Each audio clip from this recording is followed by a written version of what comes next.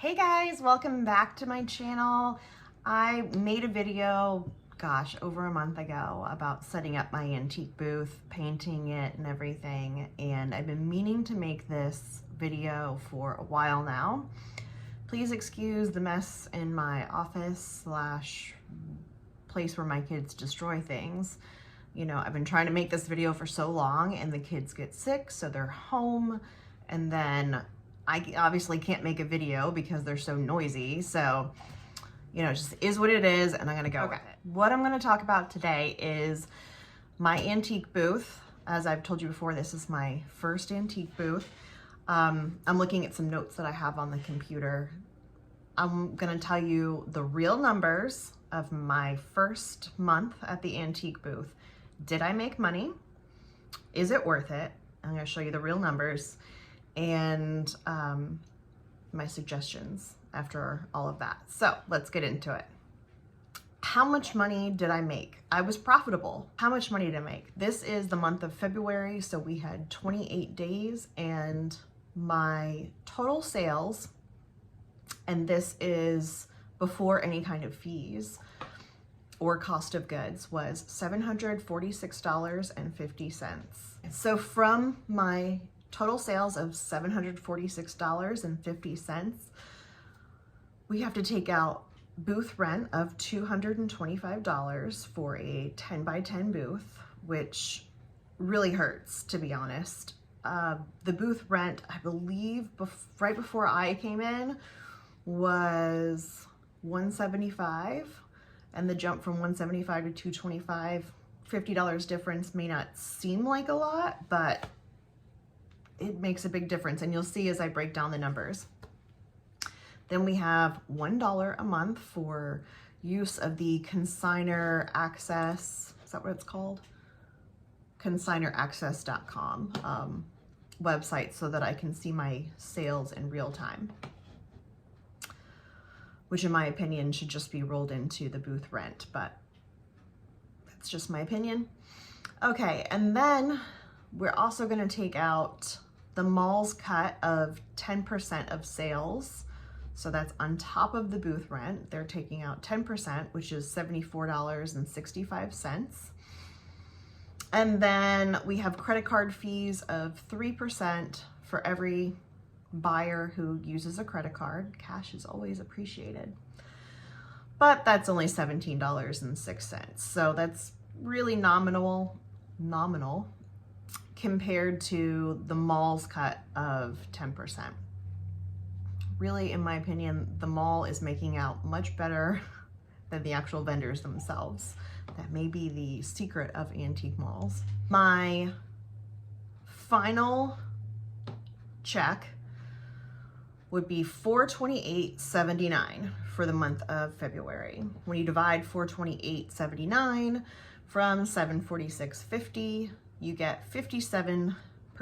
That's, of the total sales I made, I took home 57%, which is not bad, but hear me out for the rest. That's before my cost of goods sold, income tax, and time spent. So a lot of my items were acquired for free. My husband owns a junk removal business, and some of those things are actually in pretty good condition. So I will sometimes put the smaller items, things that maybe don't sell as well on Facebook Marketplace, I'll put those in my booth. I have friends and family that just give me things, and that's actually pretty important when it comes to making a profit at an antique booth. You need your items that you're selling to be to cost you as little money as possible. So let's just say that I mark up everything I sell by 3, which is pretty conservative. Sometimes you can do by 4 or even more, but let's just say I mark up everything by 3 without looking at the actual numbers in my spreadsheet, which I do keep. I write down what I paid for every single item, but let's just keep this simple. So 1/3, or 0.33 of my total sales of $746.50 is $246.35. That's a big amount. I doubt that I really spent that much, but let's just say that I did. and subtract $246.35 from my check of $428.79, because remember, $428.79 was what I made after all the fees came out. So that's a profit of only $182.44. So let's go back to my total sales of $746.50 sounds great, but then you get into the math. Okay, so let's say that I also need to save 20% for income tax, which, let's be honest, most people are not taking 20% out of such a tiny little check and saving for income tax, and then having a rude awakening the following April when they realize what they owe.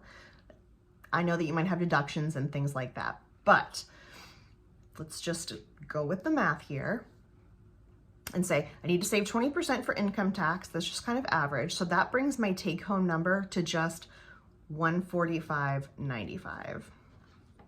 But wait, it gets a little bit worse. So let's take that profit and divide by the number of hours I'm putting into the booth. Let's say I spend an average of at least 10 hours a week. And I bet if you tracked your time and you're working your booth like I am, you would probably say the same. So at least 10 hours a week acquiring, cleaning, pricing, tagging, driving to my booth, setting up my booth, taking pictures, posting to Instagram, posting to Facebook, easily 40 hours a month, okay? We're gonna take my profit of $145.95, divide by 40, and I get an after income tax hourly rate of $3.65. Yeah. Okay, let's say I got every item that I sold for free and there was no cost of goods. So I'll take 20% income tax off of my check of $428.79 and divide that by 40 hours a month. I have an hourly rate of $10.72 after income tax. I could still be making more, albeit not with the same sort of flexibility or fun factor, probably working at McDonald's, Target, Taco Bell, basically anywhere these days, considering that the minimum wage in a lot of places is not federal minimum wage, but in a lot of companies is about $15 now. So yeah, not great. So is it worth it to have an antique mall booth? I will say yes and no. Yes, if you're looking for tax deductions, and some people maybe, I can't really speak to all the situations here, but let's just say like your spouse makes a lot of money and you kind of need some deductions. So, and if you don't have anything else to do, you kind of need a hobby, this might be a good fit for you. Maybe you already own a lot of items and you're just looking for a way to sell them. Like, let's say you've acquired a lot of junk and what you paid for it was years ago. So that's kind of like, that's already lost money and you just want to get rid of it. And the easiest way for you to do that is to have a booth versus selling each individual item on Facebook Marketplace. And I get that. So in that case, this might be a good fit for you. Maybe you just enjoy this as a hobby. I've heard from a few women who say, I didn't make any money. It was a hobby. I really like design and everything. That's fine. Just know that going into it, maybe you're not actually going to make money. Maybe you're retired. You just need something to do. There's a guy next to me who sells records. He's retired. He has to drive pretty far to get to the booth, but he seems to enjoy the process of buying the records at estate sales and garage sales and selling them. And he makes rent pretty much every month. So he's, you know, to him, he's making a profit. Okay, I would say no, it is not worth it to have an antique booth if you actually want to make money. And I say that because from talking to other vendors and mall employees, I am probably doing among the best based on the amount of space I have. So I have a 10 by 10 booth, and I feel like there's kind of a cap on how much money you can make out of a 10 by 10 booth. If I had a double booth, it would pretty much be the same because you don't get a discount if you go up in booth size. So a 20, well no, it would be a 10 by 20 booth, I think would be double the price. So it's not like I'm getting a discount for getting a larger booth. My sales would have to be in line, equivalent with the amount of space I have, if that makes sense. So anyway, all that to say that if I am doing among the best per month, and you see what my numbers are at the end of the day and per hour, is this worth it? In my opinion, no. I signed a 6-month contract and I don't believe I would be doing it again. I think all the smaller items like ceramics and things that I actually got for free, I would maybe try to sell the best ones on Facebook Marketplace where I'm not going to have any fees taken out. And then just donate the rest if I don't want to take up the space in my house, because honestly, I think I'd be still coming out on top. Alternatives, ways, if you have the time and the know-how to do it, I think Etsy, even though there are fees, the fees are still less because you don't have that monthly rent. eBay, I also sell things on eBay currently. Facebook Marketplace, obviously no fees, but you're selling to a smaller audience, so sometimes it can be harder to sell things, but you're usually not shipping. So that makes it a little bit easier. You can have your own website. However, you have to build an audience and drive traffic to that website, which is not as easy as just putting up the website and people come. The same thing with Instagram. I see people who selling vintage and antique goods on Instagram. Again, you have to build up your following and know how to do that. One thing we didn't talk about is storage fees. So if you're paying to store the items that you're selling in your antique booth and your numbers are, you know, the way my numbers have come out, then you could be making negative money, zero profit.